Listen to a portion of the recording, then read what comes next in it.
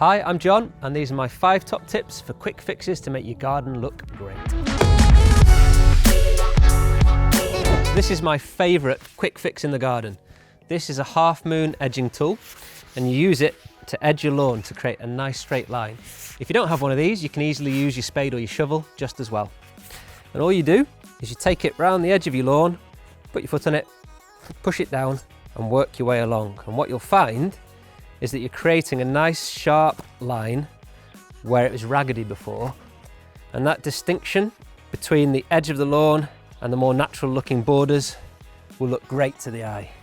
If you have any grass hanging over the edge at the end, you can get your garden scissors and just neaten it up even more to get a really sharp line. So one of my favourite tips in the garden is actually to do nothing. Sit back and enjoy it.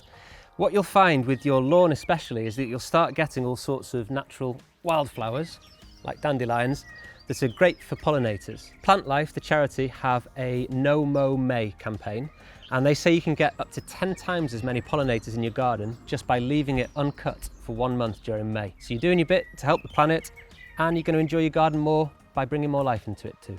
So if you are going to leave your lawn unmowed, you might want to look like it's cared for. So what I've done, I choose to leave some areas unmown and then I mow short next to it, so you get that difference in texture and length.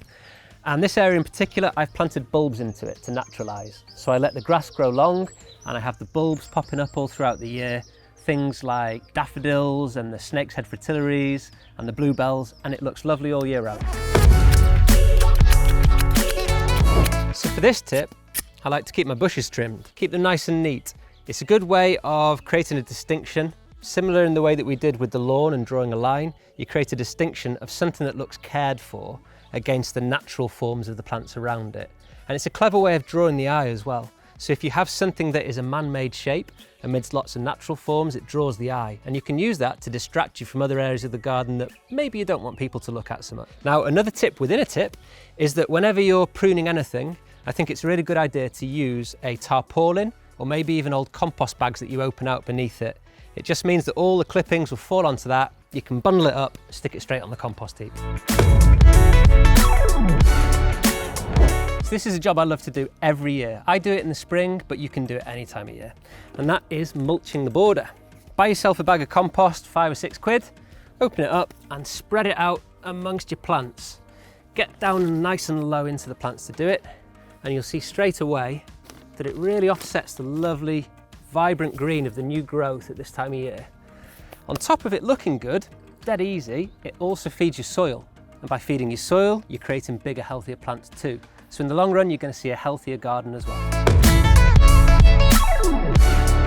So my final tip is to pop it in a pot. If you have an area where you can have a nice pot display, it looks fantastic if you get some tulips, daffodils, and you can have year-round interest. But on top of that, they're a great accessory to have to hand. If you have a flower border like this, you'll find throughout the year, you're going to get little gaps in it. As things die back, it's natural.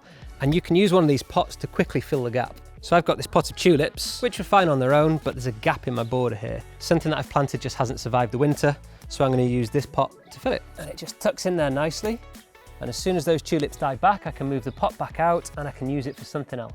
So they were my 5 top gardening tips. I hope you like them. If you've got any of your own, please share them below. We'd love to hear them. And keep your eyes peeled, because coming up, we've got our travelling expert who's going to be answering your garden questions.